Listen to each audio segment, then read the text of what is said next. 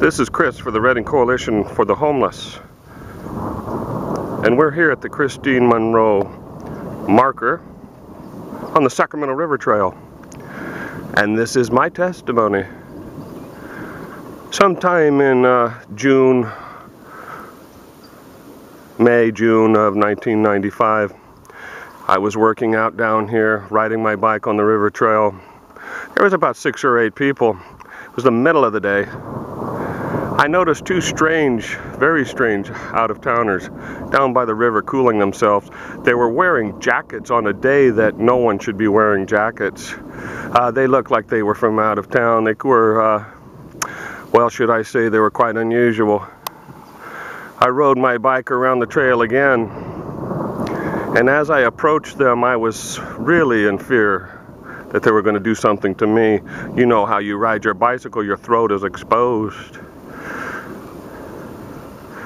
2 or 3 days later, Christine Munro was murdered on this river trail, boldly murdered in the middle of the day. Investigators and the newspaper said that 95% of those that are murdered knew their killer. They were intimately connected. If you were to come down here and investigate, you would see the ribbons.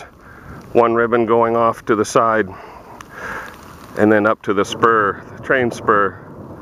Another ribbon going through the brush again and going up to that train spur.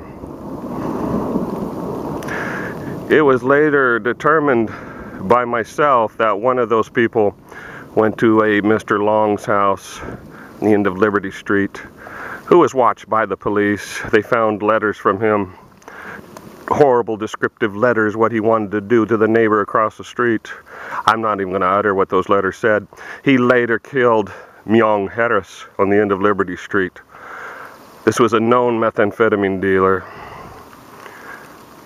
Still, his poison was allowed to be distributed as long as they could get some more information. Well, they got more, much more than they bargained for. The one individual was tried and convicted of Myung Harris's murder. The other individual was seen hitchhiking on Eureka Way, pacing back and forth in front of 7-Eleven like some kind of a caged animal. Of course, the police were working so hard. Anyone that ever knew Christine Munro, unfortunately the 5% that never knew Christine, that was simply interested in mayhem and murder, blew into town. An individual named Michael Vielbig from Hayfork tried to take responsibility for this murder. He was tried and convicted of a murder by the drive-in. This was a woman, a homeless woman. She was under the influence of drugs.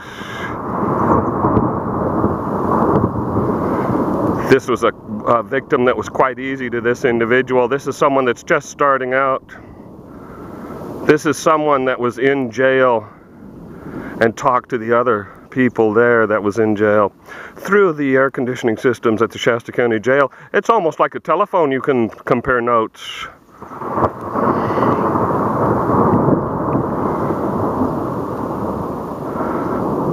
His murder was quite different than the one here in the middle of the day on the most populated side of the river trail with a woman that was in very good shape.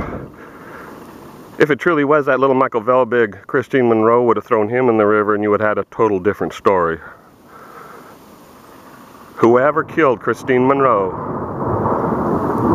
has done it many, many times before and never got caught, and was bolder and bolder as the days went on. This is Chris for the Reading Coalition for the Homeless. God bless in Jesus' name.